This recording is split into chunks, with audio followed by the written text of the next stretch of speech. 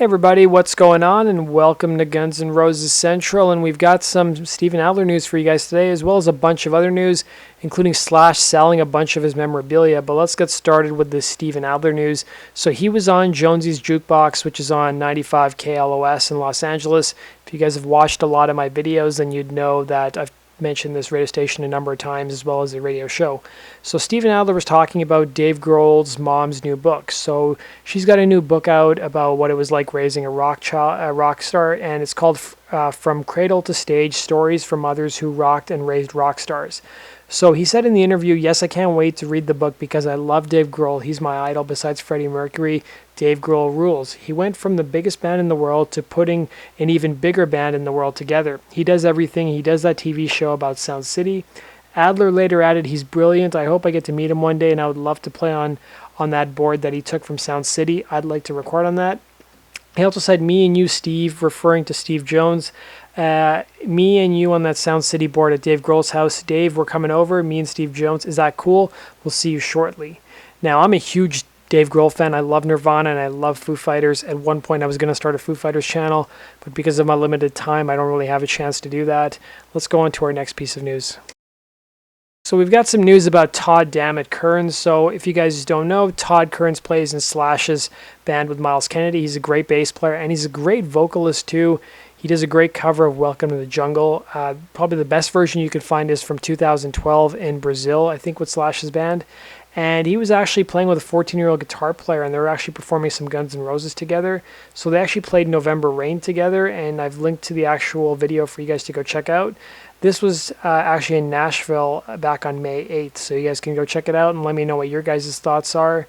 Let's move on to our next piece of news for the day. So we've got some Melissa Reese news. So she was featured in an article on LA Weekly just about her career and how she got started with Guns N' Roses. Really great article by Art Tavanna, and she actually posted this on Instagram. She actually was featured on the front cover of the next issue of LA Weekly. So in addition to interviewing her, she didn't even know they were going to put her on the front cover. So that's pretty cool. Congratulations to Melissa Reese. And let me know what your guys' thoughts are. Have you guys read the article? And what are your thoughts? Comment down below and let me know. Let's go on to our next piece of Guns N' Roses news. So now that Guns N' Roses are going to be kicking off their tour in a couple weeks, we're getting a lot of teasers and, pictures and footage on Instagram and other social media. So Duff actually tweeted a photo out of his bass, and you'll notice there's a cool tribute to Social Distortion, which is also one of my favorite bands. If you guys haven't checked them out, go listen to them on YouTube. I actually discovered that band through the video game Rock Band. They had like 4 or 5 songs on there, and I never heard of the band before, and it was nice to actually, discover new music, and I really enjoy their music.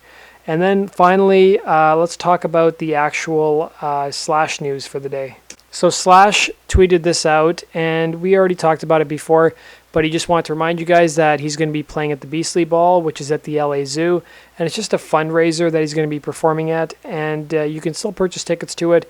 Granted, they're very expensive. I think they start at $1,000 or $1,500, but you can actually live stream it through virtual reality. So if you guys have any of those VR-capable platforms, you should be able to check it out. I'd be curious to see what a concert would be like in virtual reality. Let me know if you guys are planning on going to the Beastly Ball or whether you guys are going to be streaming it over VR. I think it's a new way to definitely experience concerts, but I'm kind of skeptical that it's definitely not going to replace the real feeling of being at a concert. And then finally, let's go into our next piece of news, our last piece of news. Julien's Auctions, which does like auctions every now and then of famous people's memorabilia. Well, they've got a bunch of stuff from Slash. So they've got his top hat that he wore at the 2011 Super Bowl when he performed with Fergie and the Black Eyed Peas. He's also auctioning off a motorcycle of his. Now, I'm kind of curious how they actually get their hands on this memorabilia, whether the artist themselves, just donate it, or how that whole thing happens, or maybe they buy it from another person who's like a reseller of memorabilia. But there's also a motorcycle here from Slash, which I didn't even know he rode motorcycles.